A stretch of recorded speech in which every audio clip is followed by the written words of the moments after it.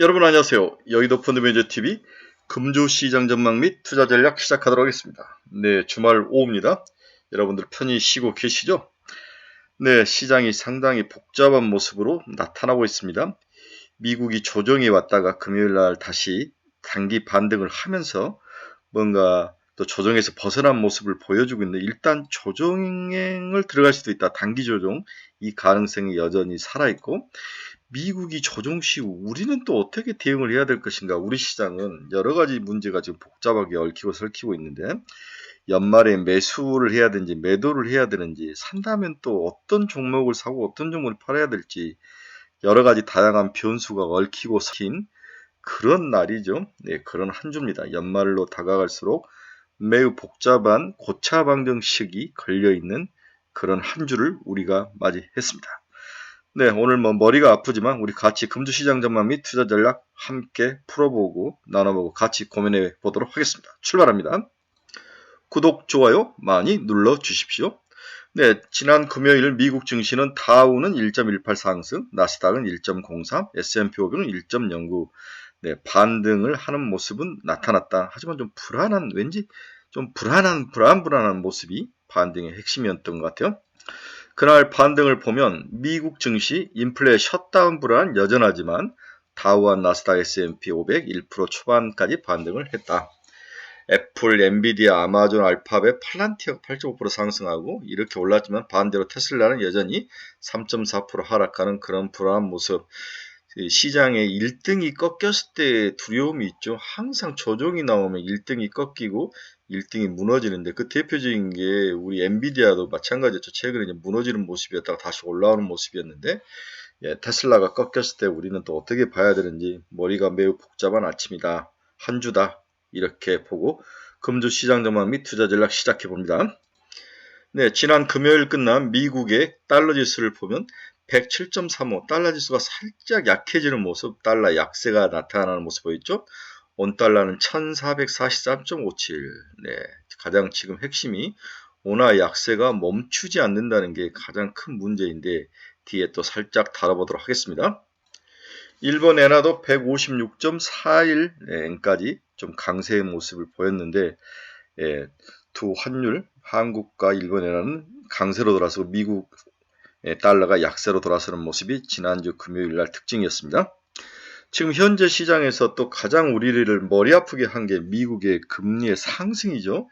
2년짜리는 4.318, 네, 0.6bp 상승, 10년짜리는 4.529, 0.5bp, 10년짜리가 4.5까지 올라오면서 달러 강세가 지속되는 모습. 제가 베어 스티프닝 현상이라고 그랬죠. 항상 그러니까 장애 화랑장세의 마지막에 베어 스티프닝이 나타났을 때는 항상 주식시장이 부정적이었다. 특히 장기금리가 많이 오른다는 것은 경기가 활성화되고 아주 끝장면에 주로 많이 나타나는 모습인데, 단기금리는 빠지고 스프레드가 벌어지고 이러한 것들이 상당히 기업들에게 자금 조달을 하는데 불편한 모습을 보여주고 있을 것이다. 이게 이제 장이 무너지게 붕괴 전에 주로 베어 스티프닝이 나타난다고 이야기를 했죠.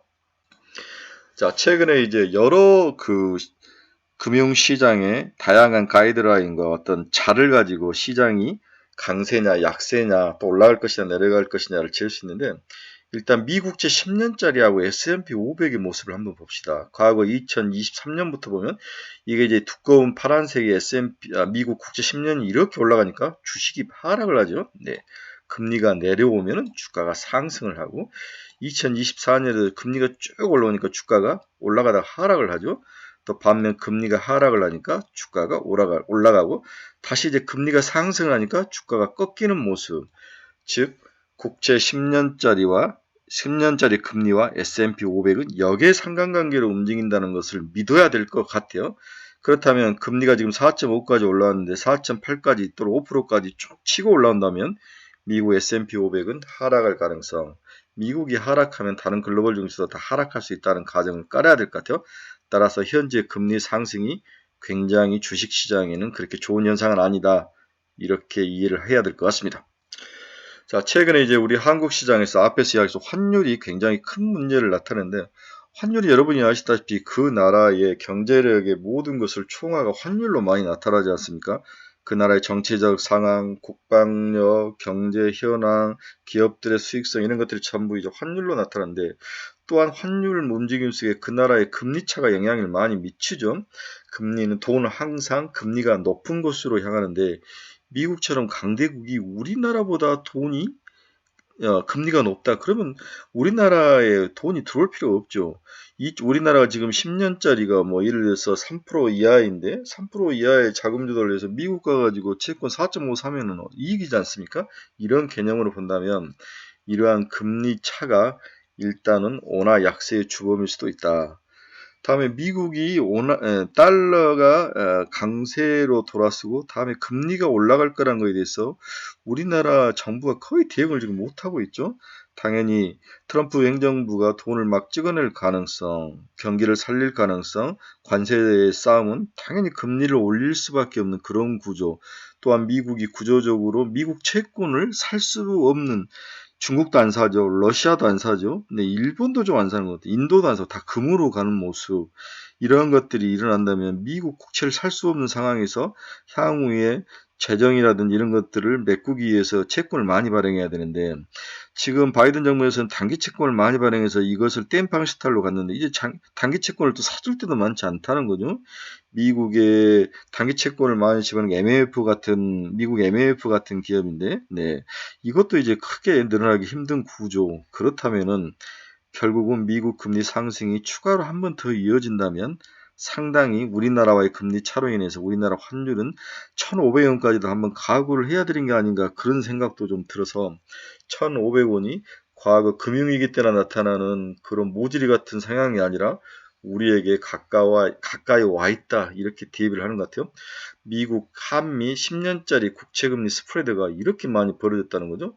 미국의 금리가 우리나라보다 거의 180bp 이상 높은 상황에서 돈이 한국에 머물 상황이 없다. 또한 여러분이 알다시피 최근 한 10여 년 동안에 우리나라가 왜 미국에다가 공장을 많이 지으면서 달러를 벌어서 한국에 들어오지를 못하죠. 다 미국에서 소비를 해버리면서 돈이 달러가 부족한 현상, 달러가 강세일 수밖에 없는 그런 구조가 형성이 되는데 이러한 산업 구조, 투자의 구조 자체가 바뀌면서 한미 금리 차이가 나고 이게 원화 약세의 주범으로 여러 요인 중에서 금리 차가 가장 큰 요인을 발휘하고 있는 게 아닌가 그런 생각을 해봅니다. 여기에 삼성전자의 경쟁력 약화, 이번 정부의 이 속된 표현으로 이 개판 이런 것들이 원화 약세의 주범인데 이게 멈추질 않고 있다. 1,500원까지는 좀 대비해야 되는 게 아닌가 그런 생각을 하게 되는 거죠. WTI 원유도 69.4로 살짝 올랐는데 원유는 그나마 안정적인 모습을 보여주고 있네요. 네, 주요 종목들 한번 보면 마벨 테크놀로지 시총 968억, 퍼는 65배, 마벨 테크놀로지 에이직 반도체에서 쌍두마차가 브로드컴하고 마벨 테크놀로지다. 브로드컴하고 마벨 테크놀로지의 기업 가치는 8대이다. 브로드컴이 8이라면 우리 마벨 테크놀로지는 2인데 결국 엔비디아와 AMD의 관계인데 그래도 마벨 테크놀로지가 바닥에서 올라갈 확률이 있으니까 한번 보자. 지금 111달러인데 전 150달러까지 한번 봐도 되지 않는가, 봐도 되는 게 아닌가. 브로드컴을 사지 못했다면 그리고 마벨 테크놀로지와 브로드닷컴이 비슷한 사업 영역을 하는데 그래도 사야 된다면 뭘 사야 되느냐. 당연히 브로드컴을 사야죠. 브로드닷컴이나 브로드컴을 사고 그래도 브로드컴을 이미 가지고 있다면 마벨 테크놀로지 살짝 보는 것도 나쁘진 않다. 관심주 영역에 넣지 브로드컴만큼 매력적이진 않다라고 봐야 될 것 같습니다. 자, 오늘 여러분하고 이제 첫 번째 나눠야 될 주제가 미국 주식시장이 본격 조정 속으로 들어간 것인가, 돌아간 것이 아닌가, 들어간 것인가. 이 주제에 대해서 우리가 한번 같이 나눠보도록 합시다. 미국은 본격 조정 장소로 들어갔는가.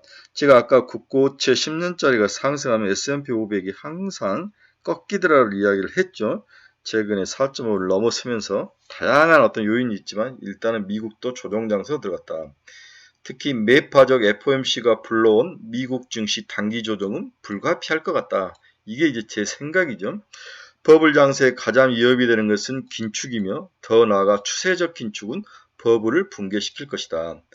그런 측면에서 매파적 FOMC는 주식시장의 부담 요인이 확실하다. 물론 추세적 긴축은 아직 멀었기 때문에 단기 조정이라고 생각하는 게 맞을 것이다. 지난주 미국 금리는 이런 모습을 잘 보여줬다. 장기금리 반등이 이어가는 반면 단기금리는 오히려 하락했다. 그래서 스프레드가 더 확대되는 베어 스티프닝, 베어 스티프닝은 경기 화랑 장세의 마지막에 나타나는 미래의 불안한 조정 장세의 예단이다. 이렇게 이야기를 하는 거죠. 2025년 금리 인하표를 보면 점도표는 2번, 금리 선분은 1.4번을 가리키며 FOMC의 향후 생각이 중요함을 시장에서 보여주고 있는 거죠. 우선 우리는 매파적 FOMC로 인해 앞으로 단기적 급락을 자주 보게 될 것이다. 단기적 급락을 자주 보게 될 것이다. 최근 금리의 움직임을 등을 살펴보면 장기적 금리 상승은 장기적 금리는 상승하는 반면 단기 금리는 상승을 멈췄다. 이는 매파적 통화 정책이 어느 정도 시장에 반영된 것으로 보인다. 그럼 장기 금리가 왜 상승하느냐? 그리고 장기 금리 상승이 주가에 악영향을 줄 것인가? 이에 대한 나름대로의 명확한 논리가 필요한 상황에 있다. 우리가 먼저 과거 케이스를 살펴보는 게 중요하죠. 과거 케이스를 통해 살펴보면 장기금리 상승은 증시의 조정을 불러왔지만 단기적이라는 점이 단기금리 상승과는 다르다고 봐야 될 것이다. 아하, 과거 케이스를 봤더니 단기금리 상승은 증시의 조정을 불러오긴 했다. 하지만 단기적이다. 그 한 해로 1999년 버블 장세 때 긴축 우려가 발생했을 때 약 마이너스 10% 조정이 거의 1, 2개월에 한 번씩 나타났다는 거죠. 오호. 긴축 우려가 생겼을 때 금리가 오르고 그리고 마이너스 10%씩 그렇게 인덱스가 지수가 빠지는 모습이 자주 나타난 거죠. 1999년 버블 장세 때. 1999년 버블 장세 때 긴축 우려가 생기면 마이너스 10% 조정은 흔하게 나타난 케이스다.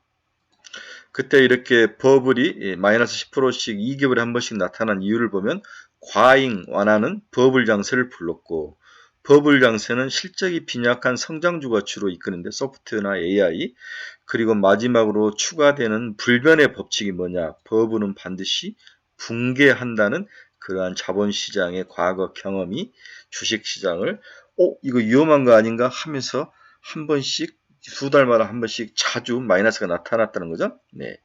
기술 역시는 버블을 부르지만 버블은 반드시 붕괴하기 마련이라는 이 사실을 좀 기억을 해야 될 것 같습니다. 그래서 우리가 보면 1999년에 보면 이렇게 버블이 있을 때마다 이게 빠지는 것들이 자주 나타났다는 거죠. 네, 2개월에 한 번씩 나타나는 그러한 모습이 나타났다. 지금이 혹시 그런 장세이지 않을까?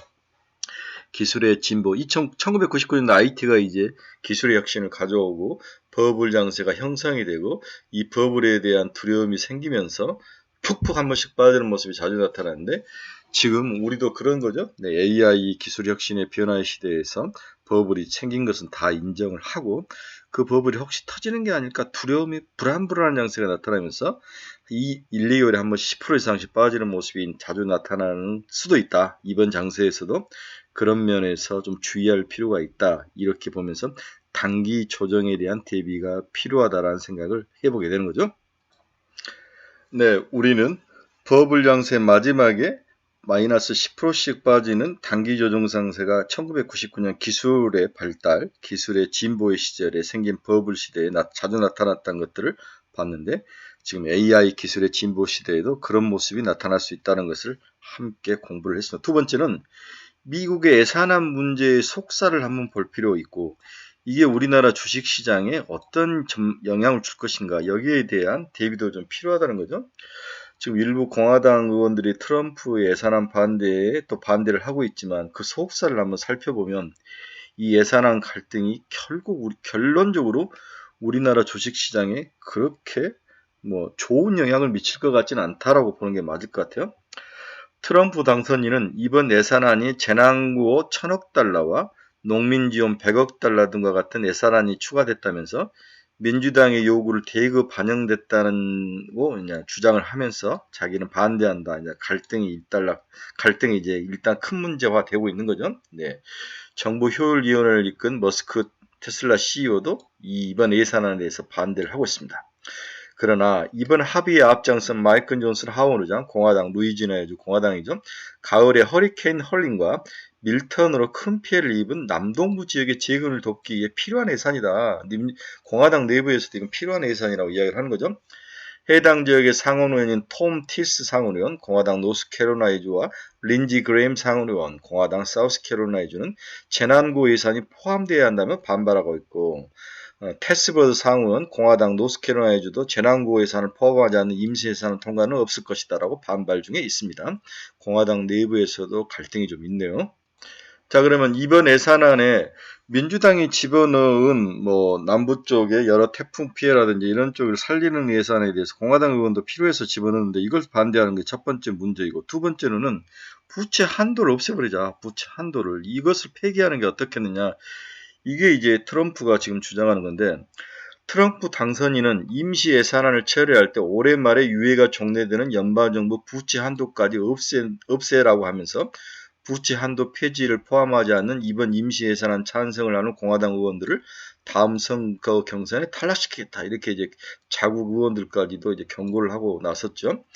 연방정부 셧다운을 불사하면서까지 자신이 취임하기 전에 바이든 정부의 부채 한도 문제를 매듭 지으라고 요구를 하고 있는 거죠.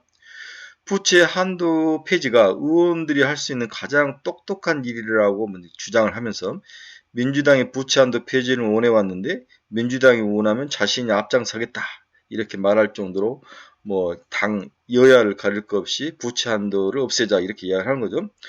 의회는 예산안 문제가 해결되지 않는 상황에서 부채 한도 문제를 뒷전에 밀어놓고 있는 상황입니다. 네. 부채 한도 유예가 이달 말에 종료돼도 재무부의 자금이 바닥나는 엑스데이트는 내년 중반으로 추정되므로 아직까지 시간적인 여유는 있기 때문에 일단 의회 예산 문제를 처리하는 게 많은 의원들의 일차적인 목표지만 우리 트럼프 아저씨는 부채 한도 자체를 폐기해라 이렇게 이야기를 하는 거죠. 그러면 트럼프하고 머스크는 왜 부채 한도를 없애자고 이야기를 하고 있을까? 뭔가 이들은 예산안 축소의 의지를 보여야 한다. 트럼프의 예산안 절감의 첫 번째 시험대가 이번인데 트럼프와 머스크가 의도하고 설계한 전략이 재정 지출 축소다. 트럼프와 머스크 전략에 혼란스러워진 시장이 잠시 시장 연출 중인데 이번에 트럼프와 머스크의 재난고 예상을 걸고 넘었지만 사실은 부채 한도를 겨냥하는 게 두 사람의 가장 큰 의도죠. 이번 일을 겪으면서 지출을 축소하겠다는 정부 효율위원회도 강력한 감세를 위해 대중의 시선을 돌리는 것일 뿐 재정지출 축소에 진심이 아닐 수도 있다는 우려가 시장에서 제기 중에 있다. 국채의 발행 물량 부담 우려가 다시 형성되면서 미 국채 10년물 금리 실질금리 중심으로 지금 상승 중에 있죠. 즉 말은 예산안 한도를 축소해서 뭔가 재정 지출을 더 축소해야 된다 이렇게 이야기를 하고 있지만 그게 통과될 가능성도 없고 자신들의 의사를 그냥 한번 던져보면서 그냥 선전하는 효과밖에 얻을 게 없는 게 아닌가 이렇게 시장을 보는 거죠. 이번 법안이 금방 통과되지 않을 수는 있다. 그러나 의회와 달리 트럼프와 머스크의 부채 한도 문제를 해결하는 의지가 강하다는 게 확인되면서 연말에 부채 한도 유예가 종료되고 내년 상반기에 유독성이 확장될 거라는 기대는 약해질 것이다. 그렇죠? 네. 이는 결국 한국 주식시장의 부정적인 요인이 될 것이며 이 우려감이 선반영되면서 시장을 망가뜨렸는데 그러나 이러한 것들이 또 한 번 구체화된다면 피해 국가는 우리 한국이 될 가능성이 매우 높아 보인다. 네, 여러 가지 문제로 한도를 늘려놨는데 그거에 대해서 일단 반대를 하고 부채 한도 자체를 없애버리자. 그럼 부채 한도 자체를 없애버리면은 부채를 더 늘릴 거라고 생각을 하는 게 아니라 이들은 부채 한도를 더 줄이면 부채를 더 줄이고 싶은 그러한 자신들의 효율적인 정부의 모습을 보여주기 위한 것이 아닐까 그렇게 의도를 가지고 있다라고 반대로 이해를 해야 된다는 거죠. 자, 다시 한번 정리를 하면 갑자기 예산 문제 통과와 부채 한도 축소 문제가 시장에서 툭 튀어나왔는데 결론적으로 트럼프와 머스크는 뭔가 자기들의 과거 정부와 다르게 그동안 빚으로 허덕였던 미국의 부채를 좀 줄이겠다, 효율적으로 자기들이 줄여보겠다 이런 것들을 보여주고 싶은 생각이 굉장히 강한데 어떻게 효율적으로 보여줄 것인가는 아직 이제 구체적으로 나오지는 않았지만 대표적으로 머스크가 국방부 예산이 가장 복잡하고 비용 낭비가 심하다. 국방 예산부터 자기가 줄여준 것을 보여주겠다. 이렇게 나서는 거죠. 그래서 팔란티어가 국방부의 다양한 어떤 예산안에 잘못된 것들을 이미 다 서치를 하고 분석을 해서 어떤 결론들, 솔루션을 머스크에게 제공했다는 설이 미국에 있기 때문에 우리가 팔란티어를 더 사야 된다고 생각하는 원인 중에 하나인 거죠. 예, 여러 가지 예산 문제와 부채 한도 축소 문제가 미국에서 불거졌지만 결국 다 결론적으로는 우리나라에게는 부정적인 요인이다. 결국 트럼프 정부가 예산하는 걸 줄인다면, 앞으로 부채 한도를 줄인다면 결국 돈이 돌지 않을 가능성이 있고 금리가 더 올라갈 가능성? 근데 금리를 좀 내려가겠죠. 아무래도 채권 발행을 줄이니까.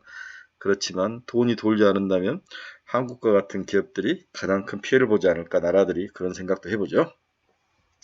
자, 이게 이제 올해 2024년 1월 1일부터 12월 19일까지 수익률인데, 나스닥이 29.1% 상승, 대만가권이 27.9%, S&P 500이 23%, 니케가 16%, 홍콩 H 15.9%, 상해 13.3%, 다우 12.3%, 베트남 11%, 인도 선섹스 9.7%, 유로스타 600도 5.8%, 코스피 마이너스 8.8%, 코스닥 마이너스 22.1%. 이게 지금 우리나라의 현 주소인 거죠. 내 가슴이 매우 아픈데, 향후에 우리나라 주식은 어떻게 될 것인가, 이 부분을 한번 다뤄보도록 하겠습니다. 두 번째 주제는 우리나라 주식시장은 어떻게 될 것인가. 24년도 6개월밖에 안 남았습니다. 올해처럼 코스피가 글로벌 증시에 소외된 적도 없고, 다양하고 연속적인 이슈와 이벤트, 악재에 시달린 적도 없었던 것 같습니다. 2012년 12월 19일 주가 기준 코스피와 S&P 500 나스닥 간의 연초 수익률 갭은 31.26, 31.31%에 달할 정도로 박살이 났죠. 2000년 이후 코스피의 상대적 약세 폭이 가장 크고, S&P 500 대비 코스피는 4년 연속 언더퍼폼을 하고 있는 그러한 모습을 보여주고 있습니다. 계엄령 사태로 시작한 12월도 19일 FOMC의 충격, 20일 미국 정부 셧다운 우려까지 가세되면서 원달러 환율은 금융위 이후 처음으로 1450원 선을 넘었고, 코스피는 반등은커녕 2400 사수의 힘겨운 모양을 보여주고 있습니다. 현재 코스피는 생각지도 않았던 계엄령 사태로 자본시장이 제일 싫어하는 불확실성으로 주가가 매일 폭락 중에 있는 것이 사실이죠. 이로 인해 투자 심리가 웬만해서는 회복되기 어려울 정도로 억눌려 있고, 증시는 물론 환율 채권 시장까지 호재보다 악재에 민감하게 반응하는 시장이 현재 한국 시장이죠. 따라서 유종의 미를 거둘 수 있을지는 장담하기가 매우 어렵죠.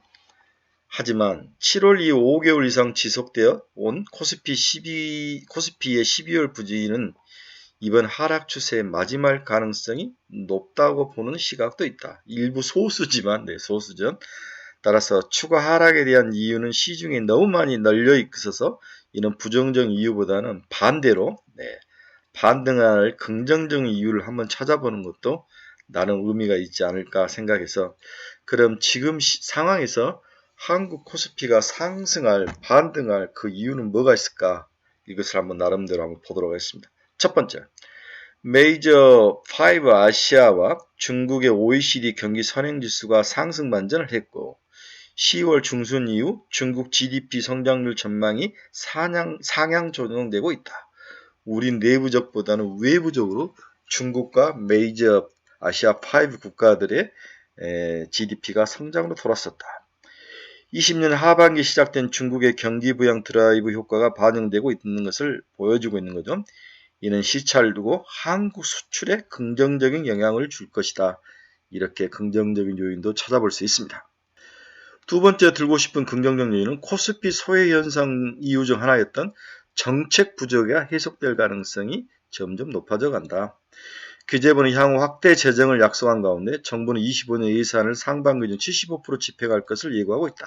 추경을 해주겠다는 의미죠. 정책의 모습, 빨리 정치권이 안정을 좀 찾은다면 의외로 돈을 좀 쏟아 부을 수 있는 그러한 모습도 있지 않는가. 이게 두 번째 반등의 요인이다. 세 번째, 코스피 12개월 선형 EPS가 저점을 통과하면서 반전을 모색 중에 있다. 우리나라 기업 밸류에이션과 그리고 수익성이 바닥을 찍고 올라오고 있는 것도 좋은 점이라는 거죠. PBR 0.85. 네 번째, 연기금의 기조적인 비중 확대 가능성이 높아 보인다. 지금 연기금이 매년 투자해야 될 금액이 정해졌는데 우리 연금이 너무 마치 거치기 때문에 주가 하락으로 좀 내려간 부분도 있지만은 돈이 너무 많이 분모가 늘기 때문에 분자를 좀 사는 매수 비중을 높여야 된다는 게 현재 지속적으로 연말 들어와서 연기금이 내년 1월까지 높여야 된다 그런 것 같아요. 국내 주식 비중이 예상 대비 2% 이상 언더웨이 폭이 커지면서 연기금 8월 이후 5.7조 순매수 중이다. 비중을 채울 때까지 매수세는 지속되며 수급의 안전판 역할을 할 것이다. 이건 이제 머리끄댕이 끌고 올라갈 수는 없지만 바닥을 지켜줄 수 있는 그러한 긍정적인 요인이 될 수 있다라고 지적을 하고 있는 거죠. 다섯 번째, 6개월 연속 월간 수익률이 마이너스를 기록하는데 이건 2000년 12월, 2008년 11월 이후 두 번뿐이었다. 6개월 연속 마이너스는 나지 않다. 5개월 연속까지 나는데 6개월 연속은 나지 않을 것이다. 두 번 모두 7개월째 플러스 반전에 성공을 했다. 7개월째 6번까지 하락을 하고 7개월째 상승 방전을 했던 거죠. 그 후에 1년 뒤에는 37.5, 44.6% 상승하는 역사적 경험도 긍정적이다. 6개월까지는 마이너스 낼 수 있지만 7개월까지 된 케이스는 없었다는 거죠. 네, 우리가 부정적인 요인은 시장에 세고 쓰는데 부정적 요인을 제외하고 긍정적 요인을 한번 6가지로 찾아봤는데 여러분들에게 좀 도움이 됐으면 좋을 것 같아요. 하도 뭐 부정적 요인이 많으니까 굳이 저마저 부정적 요인을 찾을 필요는 없다. 결론 한번 봅시다. 연말 한국 증시는 정치적 불확실성이 지속되고 추가 환율이 상승하고 외국인 매도가 증가가 지속되고 내년 모멘텀이 부족하고 그리고 무엇보다 본격적으로 나타날 트럼프 정부의 다양한 대압박 정책의 피해주로 본격 등장을 하면서 이게 이미 선반영됐다고 보는 시장 판단이 있었는데 그렇지 않다는 거죠. 한번 또 실질적으로 전략과 정책이 나오면 추가로 하락하는 전형적인 약세 장세의 모습을 지금 보여주고 있습니다. 문제는 미국도 단기적일 것으로 예상은 되나 조정 장세가 이어질 것으로 보이며 우리에게 주는 피해는 더욱 늘어날 것으로 분석돼 미국의 단기 주가 조정은 또 다른 한국 시장의 악재라고 봐야 될 것 같습니다. 따라서 연말까지 시장에서 수익 추구를 위한 포지션 확대나 또 바닥에서 줍줍하는 전략 수행은 강력 반대이며 현금 마련이 제일 중요한 투자의 키포인트다. 이렇게 정리, 강조해 드리고 싶네요. 따라서 4분기 실적 발표가 일어날 내년 1월 이후에 주가가 실적이기 때문에 무너지면 그때 사는 게 어떨까? 이 전략을 추천하는 바입니다. 네. 그리고 국내 증시는 거의 손을 대지 말고 산다면 미국 증에서 무너지면 좋은 종목인데 무너진 것들, 브로드컴, 팔란티어, 테슬라 이런 종목들 이 정도 다음에 아마존 이런 종목들 정도만 사서 가는 게 맞지 않을까 그렇게 결론을 내봅니다. 그래서 좀 가감하게 브로드컴이나 팔란티어를 양축으로 포지션을 70%를 채우고 현금을 한 20% 들고 그리고 10% 정도의 돈으로 미국에서 현재 밈 주식화 하고 있는 종목들 있죠. 양자컴, 트론 이런 종목들을 한번 사서 길게 가면 먹을 수 있지 않을까. 빠지는 날 사는 거죠. 네. 당분간 한국 주식은 어느 종목이든 좀 피하며 멀리 떨어져 있기를 강력히 추천하는 바라 이렇게 결론을 내보고 싶습니다. 네, 여러 생각이 왔다 갔다 한 머리가 매우 아픈 연말입니다. 그러나 뭐 우리가 또 생각을 정리를 해서 뭔가를 좀 사서 팔아서 포트폴리오를 좀 잘 가져가는 게 좋을 것 같아서 오늘 주절주절 미국 쪽을 결국 사는 게 맞다. 미국의 단기 조정이 문제는 있지만 단기에 끝날 확률이 많고 내년에 트럼프 정부가 출범을 하고 내년 4월, 5월 초까지는 장이 좋을 것 같다. 미국이. 그런 의미에서 미국을 공략하자 이렇게 결론을 내보고 한국은 내년 1월 4분기 실적들이 다 안 좋을 것 같은데 그때 줍줍을 하자. 이렇게 결론을 내드리고 싶습니다. 네, 이번 주 캘린더에 특별한 것은 없네요. 네, 24일날 BOJ 금융업체 회의 의사로 이건 필요 없고 25일 크리스마스 휴장 26일은 오징어 게임 시즌2가 공개되는 날이네요. 이날 좀 보자. 네. 이날 잘 하면 한번 그때 이제 팔자가 나타나니까 미리 샀다가 이때 파는 게 낫지 않을까 그런 생각을 해봅니다. 네, 여러분 중에서 투자의 방향성을 잃어버리신 분들 가지고 있는 종목에 상담이 필요하신 분들, 다음에 관심 종목이 필요하신 분들은 저희 이 카페 주소 치고 들어오십시오. 네, 여러분들에게 많은 도움을 줄 것으로 믿습니다. 네, 유료 카페니까 충분히 생각하시고 들어오시기 바랍니다. 네, 어려운 한 주가 될 것 같습니다. 정신 좀 똑바로 차리고 매일매일 여러분들과 소통을 해드리도록 하겠습니다. 현금을 보유하자. 현금을 좀 많이 들고 가시거나 그 현금을 계속 들고 가기 힘들면 미국 가서 브로드컴, 팔란티어를 계속 사는 거죠. 네. 여러분 머리 아픈 주말이지만 저녁 잘 보내시고 한 주 또 건강한 모습으로 뵙도록 하겠습니다. 화요일 새벽에 뵙도록 하겠습니다. 여러분 감사합니다. 다음 주에 뵙도록 하겠습니다.